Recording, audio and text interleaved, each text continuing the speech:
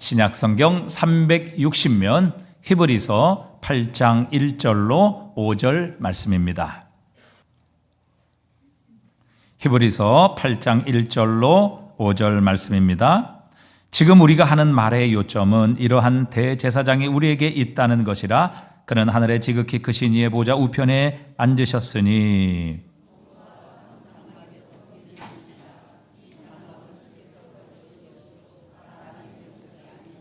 대제사장마다 예물과 제사드림을 위하여 세운 자니 그러므로 그도 무엇인가 드려야 할 것이 있어야 할지니라.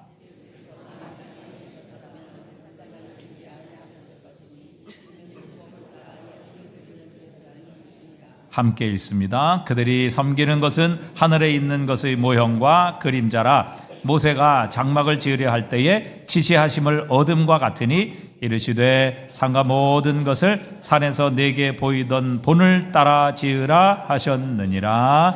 아멘. 우리는 지금 포스트 모던 시대를 살아가고 있습니다. 모던 후기 시대, 근대 후기 시대라. 그래서 이 시대의 사조를 포스트 모더니즘이라 이렇게 표현하기도 합니다. 뉴 에이지의 시대다 이렇게 말하기도 하고, 또 다원주의 시대라 이렇게 표현을 하기도 합니다. 이 포스트 모더니즘, 우리가 살아가는 지금 이 시대의 철학적인 그리고 가치관의 핵심은 권위와 형식의 해체입니다. 그러니까 다원주의 사상을 주장하면서 전통과 또 절대적인 기준, 진리를 그리고 모든 권위로부터의 해방을 주장하는 것이죠. 그래서 이제 이 다원주의, 이것들이 이제 종교에도 들어와서 종교다원주의라는 이런 철학과 또 사조도 생겨나게 되었습니다. 그래서 우리 기독교는 절대적인 진리인 예수 그리스도의 복음, 또 그분의 이름만이 우리를 구원하시는 유일한 하나님의 구원의 이름이라 이렇게 믿지만, 그러나 예수 그리스도에게만 구원이 있는 것이 아니라 다른 종교에도 구원이 있다. 그렇게 절대적인 진리와 가치들을 해체시켜가는 것, 이것을 우리가 다원주의, 종교다원주의 이렇게 부르고 있습니다. 그래서 우리가 살아가는 지금 이 포스트 모던 사회, 이 뉴 에이지 시대에는 모든 권위 그리고 형식, 전통 이런 것들을 해체시키고 또 이런 것들로부터의 해방을 주장합니다.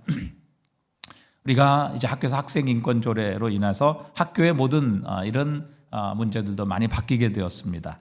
그래서 이제 교복도 다 이제 우리가 입지 않는, 그래서 자율적인 그런 시대가 되었고, 또 두발의 자유화.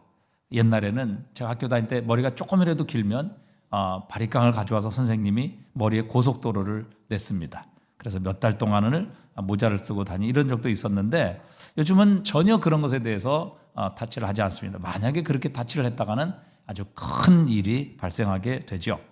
그래서 요즘 모든 기준과 가치들이 상대화되고 또 모든 것들이 이제 기준이 없어지는 그런 시대를 살아갑니다. 옛날에는 옷이 떨어지면 다 버렸습니다. 또 새 옷을 입었죠. 그런데 요즘은 떨어진 옷을 삽니다. 그래서 보니까 무릎도 다 나오고 또 이제 뭐 속옷도 보이는 이런 옷을 돈을 주고 사서 입고 다니는 이런 시대가 되었습니다. 그러니까 절대 가치가 없는 것이죠. 내가 입는 것, 내가 좋아하는 것, 그리고 내 느낌에 좋은 것이 가장 중요한 가치가 되는 이런 시대가 되었습니다. 옛날에는 우리 동양인 한국 사람들은 머리가 시커머해지 됐는데 그 기준이 없어졌습니다. 머리를 빨간 물 들이고 하얀 물 들이고 이렇게 해서 이제는 본인이 원하는 것, 본인이 좋은 것, 본인이 느끼는, 좋다고 느끼는 이런 모든 것들이 이제는 가치의 기준이 되는 이런 시대를 살아가고 있습니다. 뭐 머리에 물들이고 바지 떨어진 거 입었다 해서 뭐 나쁘다 이 얘기가 아니라 우리가 지금 살아가는 이 시대의 현상, 가치관들을 생각해 보는 것이죠. 그래서 이제 권위, 기준 이런 것들이 전부 상대화되는 이런 시대를 살아가고 있습니다. 옛날에 저희들이 학교 다닐 때는 선생님들에게 권위가 있었습니다. 야단치면 들었고요. 선생님 존경했고, 뭐 선생님의 그림자도 밟지 말라, 뭐 이런 이야기들.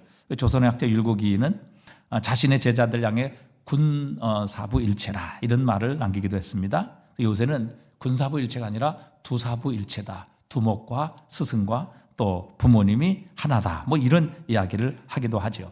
요즘 선생님들에 대한 권위가 모두 땅에 떨어져 버렸습니다. 권위를 잃어버렸죠. 학생들을 야단치거나 훈육하게 되면 아이들이 녹화합니다. 당장 경찰에 신고하겠다. 그렇게 협박을 하기도 합니다. 학부모들에게 교사들이 멱살을 잡히기도 하고 교육대 사립교대에서 자퇴하는 학생들이 지난해만 해도 667명이나 되었습니다. 왜냐하면 더 이상 이 학교의 강단에 서서 아이들을 가르치는 것이 소명이나 또 어떤 자부심을 느낄 수 없는 그런 시대가 되었기 때문입니다. 교사들의 정신건강평가 설문지 조사를 보면 교사들의 70%가 언어적, 신체적, 성적 폭력을 아이들과 학부모들로부터 당했다. 또 40.3%는 교사들 중에 40.3%는 심리 상담, 정신과 진료를 받았다. 이렇게 조사가 되었습니다. 작년 대전에 한 교육부 5급 사무관이 자신의 아이 선생님을 아동학대로 신고하고 직위 해제를 시켰다는 보도가 있었습니다. 그런데 그분이 담임 선생님께 편지를 써서 자기 자녀들을 다루는데 10가지 내용을 당부를 했습니다. 다 소개를 드릴 수 없지만 한 2가지 정도를 소개해드리면, 첫 번째, 우리 아이에게 하지마, 안 돼, 그만, 같이 제지하는 말은 절대 하시면 안 됩니다. 제지하는 말을 들을 때마다 우리 아이는 분노가 솟구쳐 오르기 때문입니다. 둘째, 우리 아이는 왕의 DNA를 가지고 있기 때문에 왕이 왕자에게 말하듯 해야지 지시하거나 명령조로 말하면 안 됩니다. 이렇게 학부모가 교사에게 이제 서신을 내려 보낸 겁니다. 지난해 서희초의 한 초등학교 교사는 학부모에게 네가 무슨 교사냐, 네가 교사 자격이 있냐, 도대체 아이들을 어떻게 케어하는 거냐, 이런 항의를 받다가 결국 스스로 목숨을 끊는 사례도 있었습니다.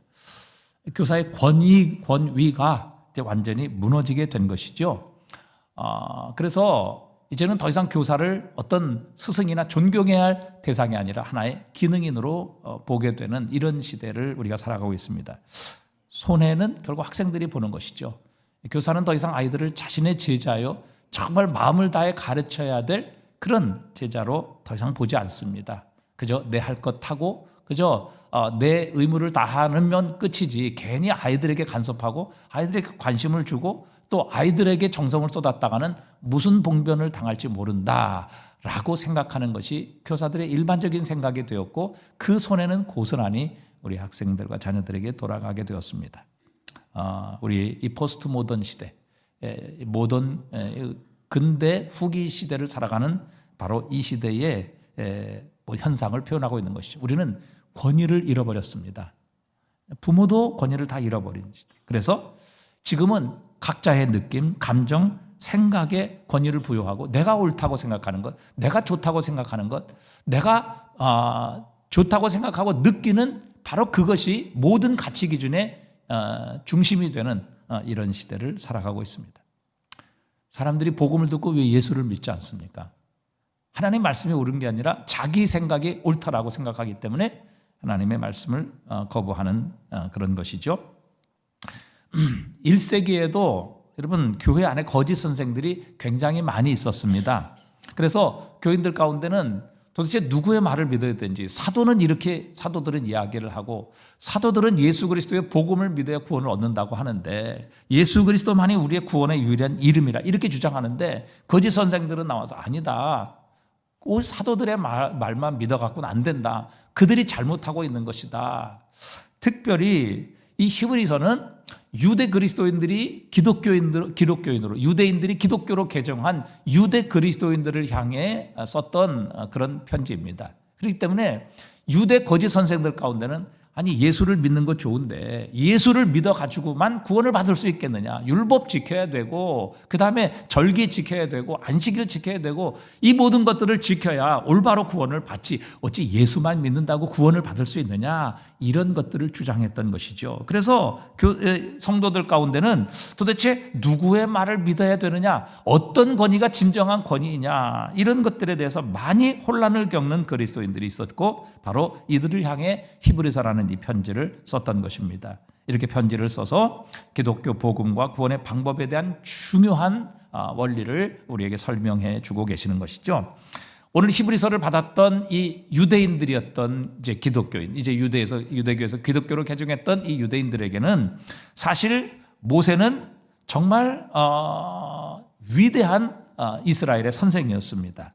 특별히 하나님의 말씀인 율법을 이스라엘 백성들에게 전달해 준 바로 그런 중보자였고, 또 무엇보다 이스라엘 백성을 애굽의 포로에서 구원해내어 광야와 가나안 땅까지 인도했던 특별한 하나님의 구원의 동역자였습니다. 그래서 이 모세는 이스라엘 백성, 유대인들에게 있어서는 아주 독보적인 존재이고 모든 백성들에게 권위와 또 하나님의 선지자로서 인정을 받았던 그런 사람이었죠.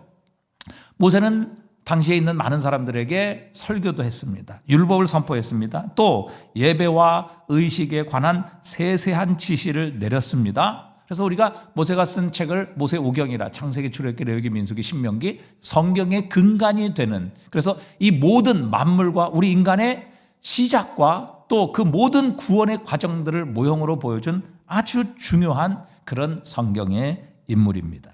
그런데 그래서 모세라고 하면 이스라엘 백성들은 가장 존경하는 인물 중에 한 사람이었죠. 그리고 그의 말을 철석같이 믿었던 것입니다. 그런데 이 모세의 도대체 메시지는 어디에서 나왔었을까 하는 것입니다.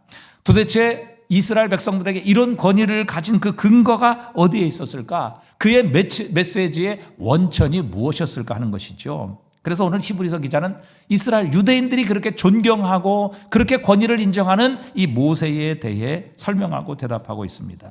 자, 과연 모세가 그 하나님의 법을, 율법이라는 하나님의 법, 그리고 도덕법, 그리고 모든 제사의 이런 법들을 제시한 이유, 그것은 모세가 그만큼 특출난 인물이었을까? 법률가였기 때문이었을까? 아니면 그가 하나님 앞에 묵상하고 내놓은 결과들이었을까? 아니면 가장 지혜로운 이스라엘의 지도자들을 다 모아서 그들과 며칠 동안 머리를 맞대고 회의를 해서 내어놓은 결과일까?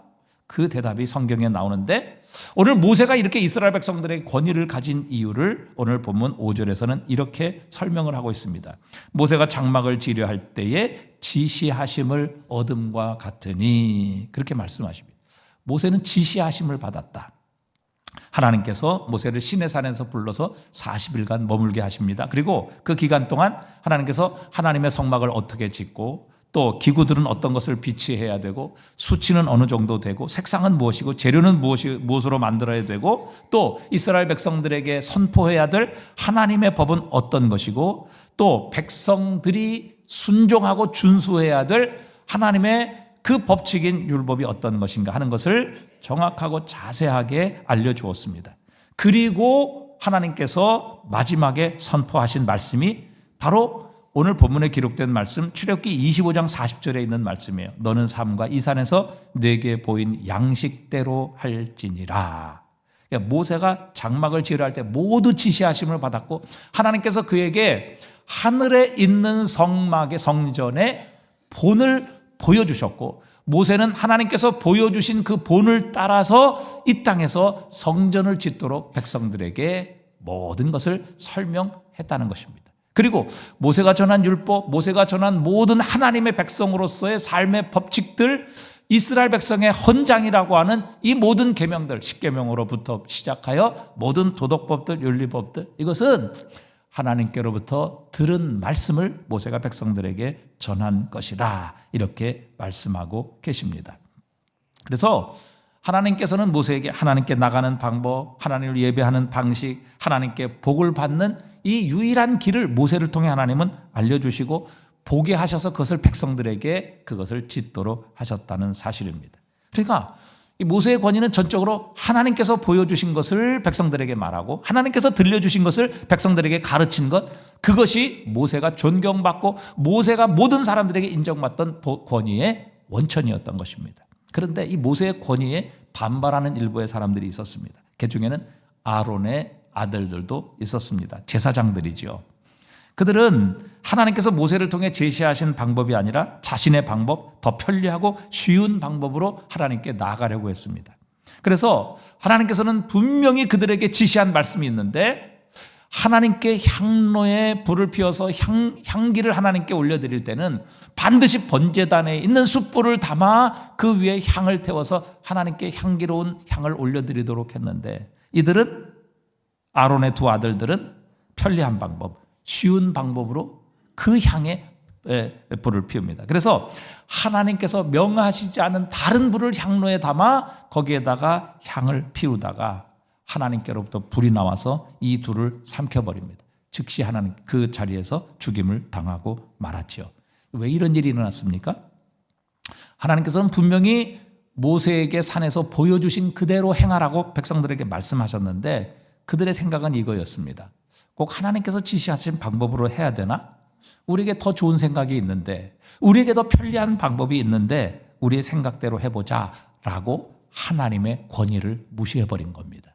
하나님의 무엇을 무시했다고요? 하나님의 권위. 하나님께서 보여주신 대로 행하라, 보여주신 대로 말하라, 보여주신 대로 지으라. 그렇게 하나님께서 하늘에서 본을 보여주신 것을 모세에게 백성들에게 전달했는데 이스라엘 백성들 중에 이 아론의 두 아들은 하나님께서 명하시지 않은 다른 불을 담아 향로를 피워 하나님께 드렸을 때 하늘에서 불이 나와서 이 둘을 삼켜버립니다. 하나님의 권위를 무시했기 때문이죠. 자신의 생각, 자신의 방법이 그것 가지고도 얼마든지 하나님께 나갈 수 있다, 하나님께 예배할 수 있다, 이렇게 그들이 하나님의 권위를 인정하지 아니하고 자신의 생각, 자신의 권위를 인정했을 때 결국 하나님으로부터 아주 비참한 종말을 맞이하게 되었습니다. 여러분, 하나님께서는 모세를 통해 하나님께 나오는 법, 하나님께 예배하는 법, 하나님의 백성으로 살아가는 법, 그러므로 하나님께 복을 받는 법을 분명하게 모세를 통해 말씀하셨습니다. 하나님께서 모세에게 보여주신 것이죠. 그러기에 하나님의 말씀, 모세를 통해 주신 하나님의 모든 방법들은 이스라엘 백성들에게 최종적인 권위를 가지고 있는 것입니다. 여기에는 이에 다른 생각이 있을 수 없어요.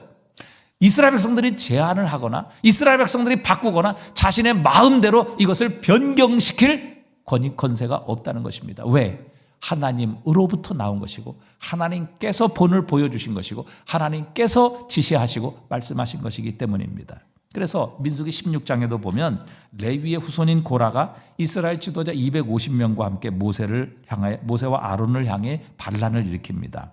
그 내용은 우리 모든 백성이 하나님의 백성 아니냐, 하나님이 우리와 함께 하시고 우리 안에 거하시지 않느냐, 그런데 어찌 아론 너만 제사장이 되어서 하나님 앞에 나가 제사하려고 하느냐, 우리는 레위인인데 우리도 얼마든지 아론 너와 너의 후손들처럼 제사장이 되어 제사를 드릴 수 있다, 우리도 마음껏 하나님께 나갈 수 있다, 이렇게 모세와 아론을 향해 반기를 들었습니다.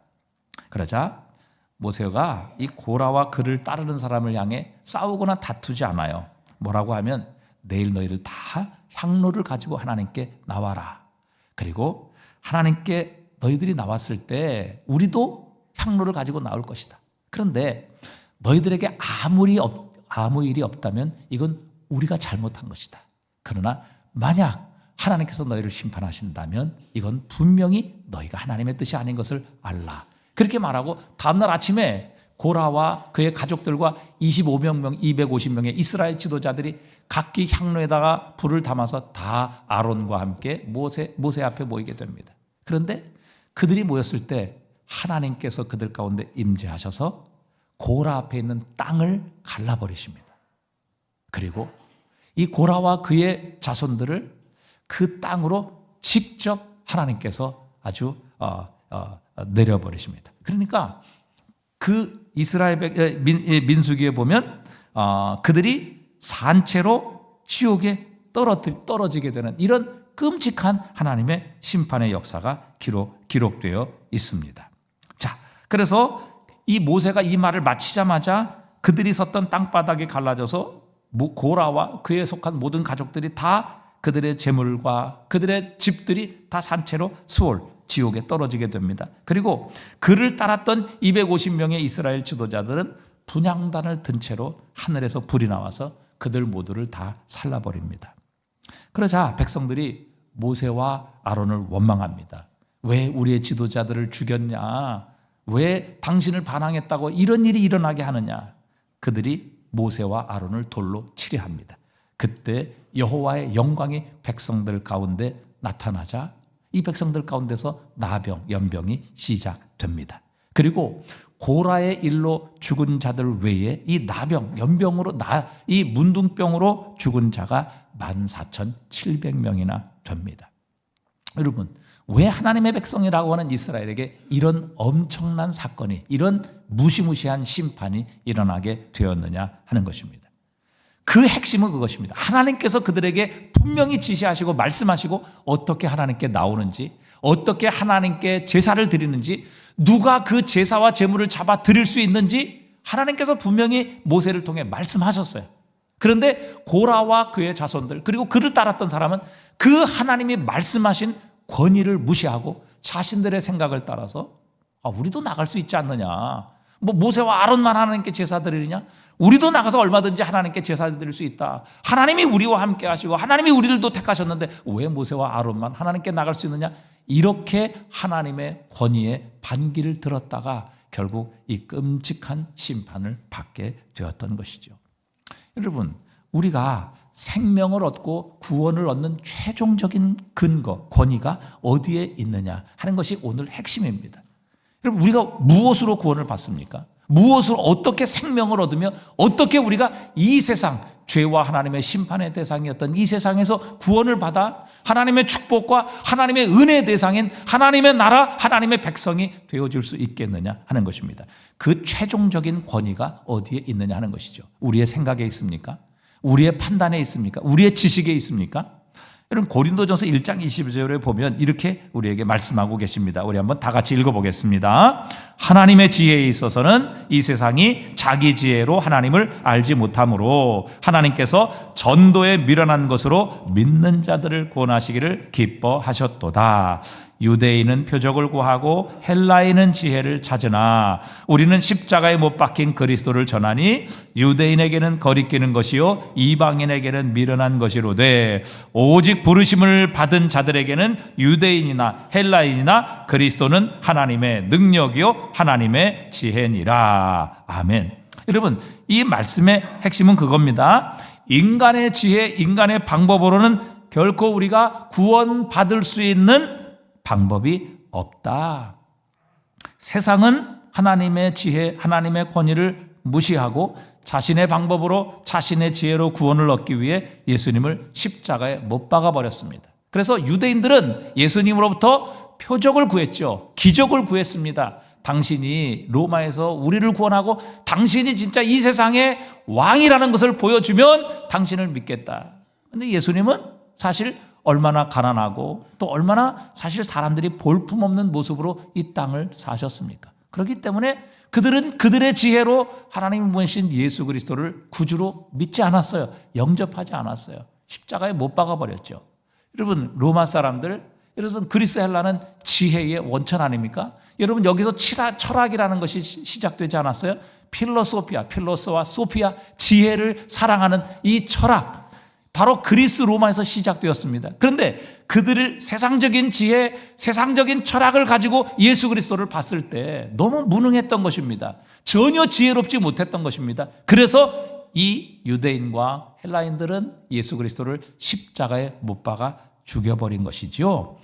그들은 하나님이 보내신 하나님의 아들, 하나님의 최종적인 권위를 전혀 인정하지 아니하고 자신의 지식, 자신의 경험, 자신의 생각을 가지고 하나님이 보내신 예수 그리스도를 거부하며 부인했던 것입니다.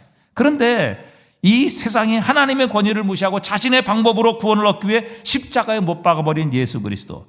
그러나 놀랍게도 하나님께서는 자신의 지혜와 생각으로 하나님의 권위와 하나님의 이 보내신 예수 그리스도를 부인하며 십자가에 못 박아버린 그 그리스도 예수를 통해서 우리를 구원하시는 놀라운 지혜와 능력을 이 땅에 펼쳐 가셨습니다. 여러분, 씨름에도 보면요, 우리가 되치기라는 기술이 있습니다. 내가 좀 힘이 약해도 상대방의 힘을 역이용해서 그 사람을 넘어뜨리는 것이죠. 하나님께서 그리스도 예수를 통해서 하신 일이 바로 이런 겁니다. 자신의 지혜, 자신의 경험, 자신의 능력을 가지고는 예수 그리스도는 결코 구원자가 될 수 없다. 그래서 예수 그리스도를 십자가에 못 박아버린 이 유대인과 이방인의 지혜라고 하는 이 로마 헬라인들이 예수님을 십자가에 못 박아버렸지만, 그러나 예수 그리스도께서, 하나님께서는 그 그리스도 예수를 통해서 이 세상을 구원하시고 우리의 모든 죄를 용서하시며 또 우리를 향한 하나님의 이 놀라운 구원을 이루어 가시는 놀라운 지혜와 능력을 예수 그리스도의 십자가를 통해 이 땅에 이루어 가시게 되었다는 사실입니다. 마태복음 21장 42절에 보니까요, 이렇게 말씀하십니다. 함께 읽어봅니다. 예수께서 이르시되 너희가 성경의 건축자들이 버린 돌이 모퉁이의 머릿돌이 되었나니 이것은 주로 말미암아 된 것이요 우리 눈에 기이하도다 함을 읽어본 일이 없느냐. 여러분, 이 말이 그건거든요. 여러분, 건축자들 전문가들이에요. 그렇죠? 건축에는 전문가들입니다. 그래서 이 건축자가 쓸데없다고 돌을 버렸단 말이죠. 그러면 세상적으로는 쓸데없는 거예요. 어디에도 이거는 사용할 수 없는 것이죠. 왜? 전문가인 건축자가 버렸다는 것입니다. 그런데 하나님께서는 이 전문가들이 버린 돌을 모퉁이의 머릿돌이 되게 하셨다. 놀라운 것이죠. 유대인들은 예수님을 버렸잖아요. 또 헬라인들도 예수님을 버렸어요. 십자가에 못 박아 죽여버렸다는 것이죠. 그런데 하나님의 위대한 능력, 하나님의 놀라운 지혜는 건축자들, 전문가들, 이 세상의 지혜, 똑똑하다고 하는 모든 사람들이 쓸데없다고 버린 그 그리스도 예수를 바로 우리의 하나님의 나라에 주의 몸 된 교회를 세우는 머릿돌이요 기초돌로 세우셔서 오늘도 이 땅에 하나님의 나라와 주의 몸 된 교회를 세워가시고 완성시켜 가시는 하나님이시라는 사실입니다. 이것을 세상의 지혜는 알 수 없어요. 그래서 하나님께서는 전도의 미련한 것으로 이 세상을 구원하시기를 기뻐하셨다. 여러분, 세상이 하나님의 지혜, 하나님의 놀라운 능력을 알 수 없는 거예요. 그렇기 때문에 하나님께서는 전도를 통해서 이 세상을 구원하기를 기뻐하셨다 말씀하시죠. 여러분, 히브리서 기자는 바로 이런 모든 사실에 대해 놀라운 말씀으로 이 서신을 시작하고 있습니다. 히브리서 1장 1절에 보니까요, 우리 한번 다 같이 읽어보겠습니다. 옛적에 선지자들을 통하여 여러 부분과 여러 모양으로 우리 조상들에게 말씀하신 하나님이 이 모든 날 마지막에는 아들을 통하여 우리에게 말씀하셨으니 이 아들을 만유의 상속자로 세우시고 또 그로 말미암아 모든 세계를 지으셨느니라. 이는 하나님의 영광의 광채요 그 본체의 형상이시라. 그의 능력의 말씀으로 만물을 붙드시며 죄를 정결하게 하시는 일을 하시고 높은 곳에 계신 지극히 크신 이의 우편에 앉으셨느니라. 아멘. 여러분, 지금 이 히브리서 1장 1절에서 얘기하는 건 그거예요. 자, 옛날에 선지자들을 통하여 하나님께서 여러 부분 여러 모양으로 이스라엘 백성들에게 말씀하셨다는 거예요. 그런데 모세도 선지자죠. 그런데 그러므로 말미암아 선지자들, 특별히 모세 같은 사람은 하나님의 권위를 가지고 이스라엘 백성들에게 말씀을 선포했고 하나님께 나가는 방법을 가르쳤고 우리에게 어떻게 복을 받는가 하는 것들을 이스라엘 백성들에게 가르쳐 주었고, 이스라엘 백성들은 그 하나님의 권위를 가지고 모세를 존경하고 또 모세를 순종했다는 사실이죠. 근데 모세가 그렇게 된 것은 자신에게서 나온 게 아니죠. 모세는 하나님께서 보여주신 것을 백성들에게 전달했을 뿐입니다. 모세는 하나님께서 말씀하신 것을 백성들에게 가르쳤을 뿐이에요. 모세 자신은 통로이지 모세 자신은 이 모든 것의 본체가 아니라는 사실입니다. 자, 그런데 마지막 날에 아들을 통하여 우리에게 말씀하셨으니 이 아들을 만유의 상속자로 세우시고 또 그로 말미암아 모든 세계를 지으셨느니라. 아들은 누구시냐? 3절에 보니까 하나님의 영광의 광채시요 본체의 형상이시라.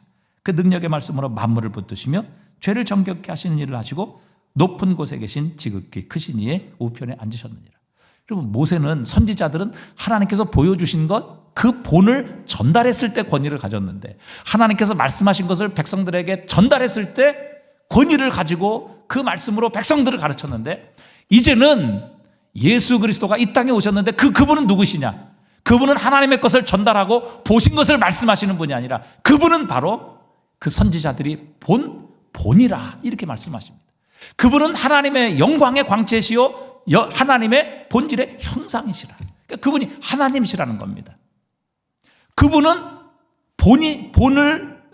본이시기 때문에 이 선지자들이 본 형상이 아니라 현상을 전달하시는 분이 아니라 그분은 본체의 형상이시다. 하나님의 영광의 광채시다. 본체의 형상이시다.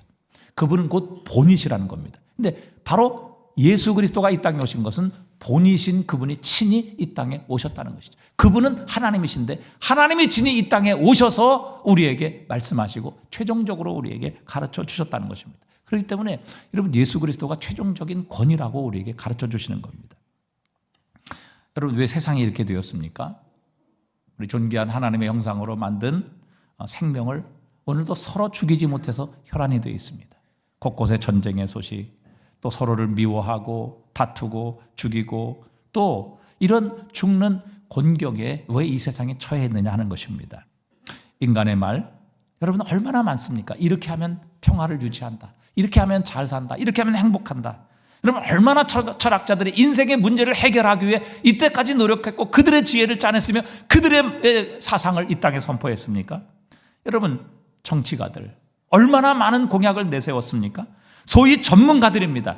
그 전문가들이 그렇게 말하고 그렇게 설파하고 그렇게 자신의 지혜를 짜내 얘기했던 이 모든 것, 그러나 여러분 그들의 말대로 세상은 바뀌지 않았습니다. 세상은 변화되지 않았습니다. 우리의 삶의 모든 문제를 해결하는 데는 전혀 도움이 되지 않았다는 사실입니다. 여러분 장세 이후로부터 있었던 그 문제, 지금으로부터 100년 전, 1000년 전, 아니 몇천 년 전에 있었던 그 인간의 문제는 여전히 지금도 존재하고 우리의 삶의 이 모든 고통과 이 아픔은 절대 사람들의 말, 사람들의 지혜, 사람들의 의견을 통해서, 지혜를 통해서 해결되지 않았다는 사실입니다. 여러분 우리 인간은 우리 자신의 문제 하나 해결할 수 없습니다. 여러분 인간의 가장 중요한 죽음의 문제, 여러분 그렇게 철학을 하고 그렇게 지혜를 가지고 그렇게 자신이 옳다고 주장했던 그런 모든 사람들의 이야기했던 그 모든 지혜를 가지고 자신의 죽음조차 해결하지 못했습니다. 여러분 그리고 이 세상을 이렇게 혼란과 고통, 죽음으로 몰고 가는 가장 이 문제의 본질적인 근원인 죄의 문제를 해결한 사람은 세상에 한 사람도 없습니다. 여러분 오늘 우리가 들어야 할 말은 누구의 말입니까? 세상 지혜자의 말입니까? 철학자의 말입니까? 아니면 전문가들의 말입니까? 정치가의 선동입니까? 여러분 바울이 로마로 압송될 때에 미항이라는 곳에 잠시 들렀습니다. 그래서 바울이 그 항해하는 선장과 선조 혹은 그 백부장에게 권고를 합니다. 이번 항해는 반드시 배와 우리가 가지고 있는 모든 이 화물들과 그리고 우리의 생명에 큰 타격과 손상이 있을 겁니다. 그러니 여기에서 겨울을 나고 가십시다. 이렇게 권고했어요. 근데 백부장이 말을 듣질 않죠. 사도행전 27장 11절에 보니까 백부장이 누구의 말을 바울보다 더 믿었어요? 선장과 선주. 누구예요? 항해의 전문가입니다. 백부장은 전문가의 말을 들었어요. 바울은 어부 출신도 아니고 배에서 살았던 사람도 아니잖아요. 근데 죄수에 불과해요. 근데 당연히 그래서 그들은 전문가의 말을 들었단 말이죠. 자, 그런데 전문가의 말을 들었던 이 배에 그들의 운명이 어떻게 됩니까? 얼마 가지 않아서 바울의 말대로 유라굴로 광풍을 만납니다.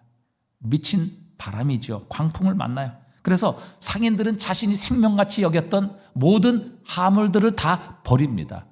여러분 상인들이 자기가 물건을 팔아서 생계를 유지하겠던 그 화물을 버린다는 게 얼마나 절박한 상황이었겠습니까? 심지어는요 배를 운행하는 모든 기구들조차 다 밖으로 버려버립니다.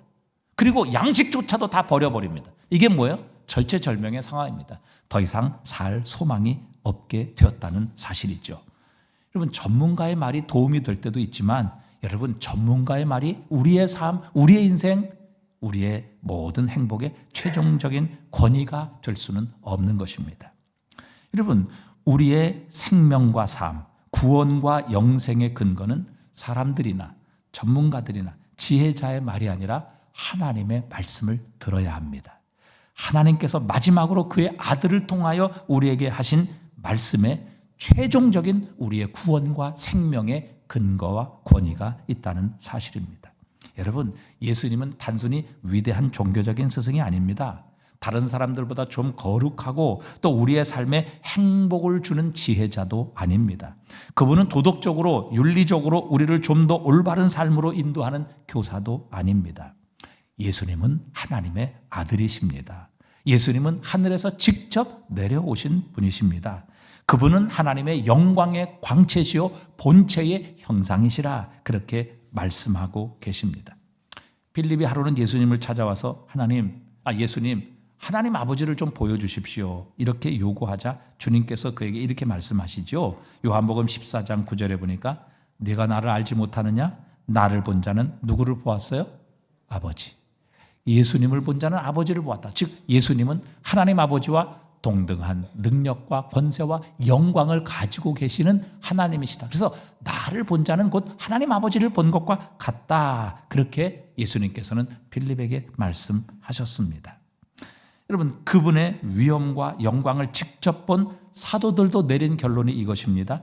다른 이로서는 구원을 얻을 수 없나니 천하 사람 중에 구원을 받을 만한 다른 이름을 우리에게 주신 일이 없음이라. 이것이 바로 하나님의 영광을 직접 본 사도들의 결론입니다. 여러분, 예수 그리스도는 유일무이하신 분이십니다. 그런 분은 세상에 다시 없으십니다. 주님 자신도 요한복음 8장 12절에서 나는 세상의 빛이니 나를 따르는 자는 어둠에 다니지 아니하고 생명의 빛을 얻으리라, 그렇게 말씀하셨어요. 여러분, 그리스도 예수 외에 하나님을 우리에게 알려주실 분은 없습니다. 우리의 자신의 본질, 우리의 참된 모습을 우리에게 드러내시고 가르쳐 주실 분도 예수 그리스도 외에는 없습니다. 우리가 이 땅에 어떻게 살아야 되고 어떻게 죽어야 하는지를 알려주실 수 있는 분도 없습니다.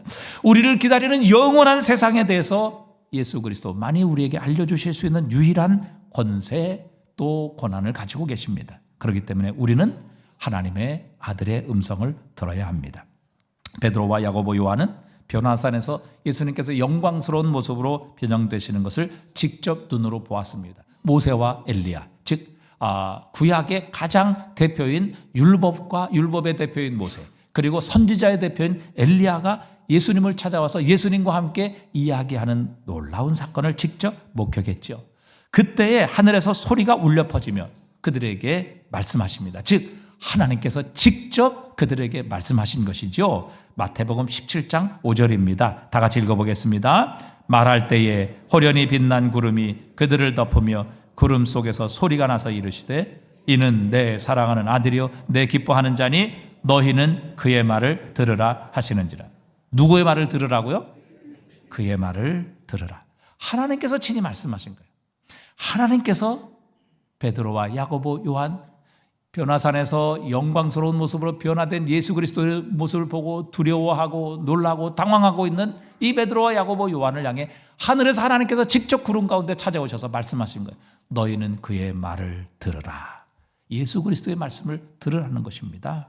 여러분, 예수 그리스도의 말씀만이, 그분만이 우리의 생명과 삶, 영원한 구원의 유일한 권위를 가지고 계시는 하나님이십니다.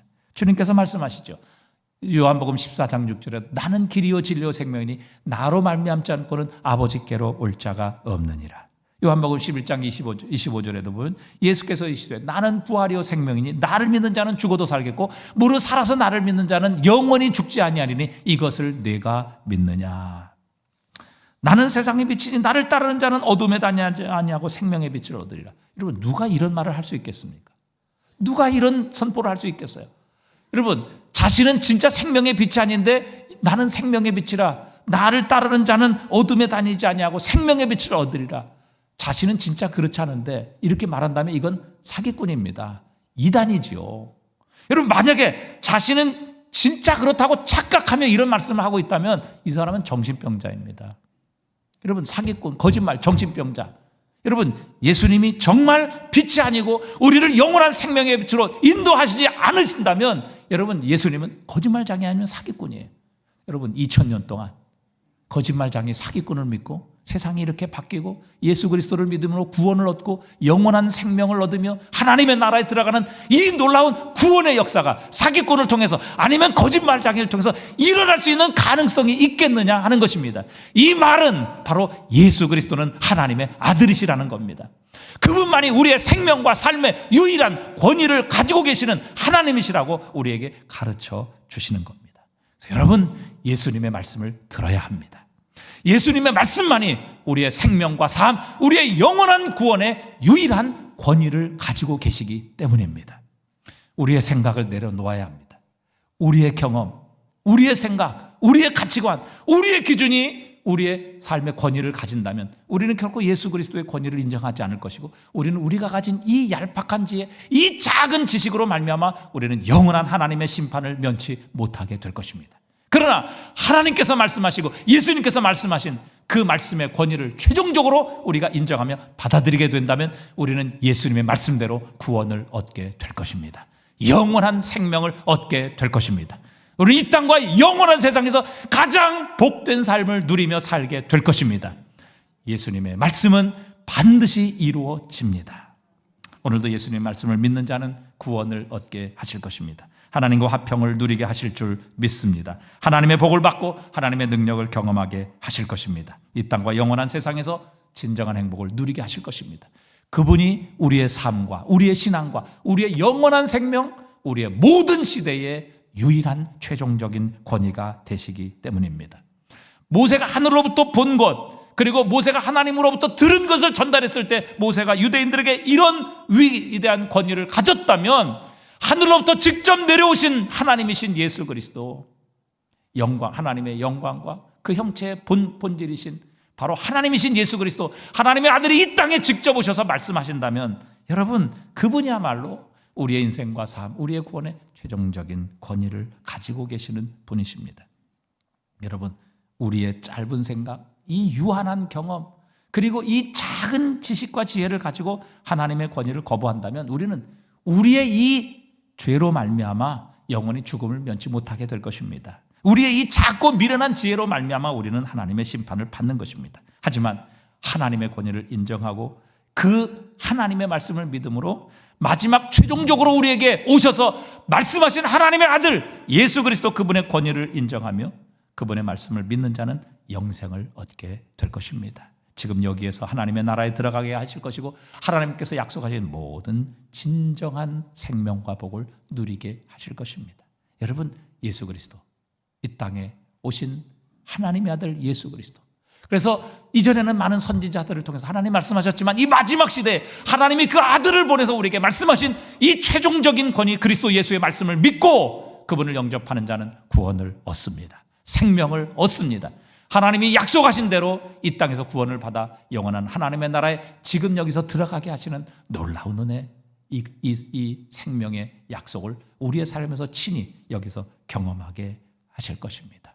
오늘도 우리의 삶과 구원의 최종적인 권위는 우리의 자신의 생각, 세상의 지혜자들, 철학자들, 정치가들의 주장, 선동, 이것이 아니라 하나님이 보내신, 마지막에 보내신 하나님의 아들 예수 그리스도에게 최종적인 권위가 있습니다. 그분을 믿고 순종하는 자는 구원을 얻습니다. 말씀대로 하나님의 자녀가 되는 권세를 얻습니다. 이 천지를 창조하시고 지금도 온 만물을 붙들고 운행해 가고 계시는 우리의 생과 사, 화복의 주권을 가지고 계시는 전능하신 하나님의 아들과 딸이 되는 권세를 누리게 하십니다. 왜냐하면 그분이야말로 우리의 삶과 우리의 영원한 세상의 권위를 가지고 계시는 유일한 권위자이시기 때문이지요.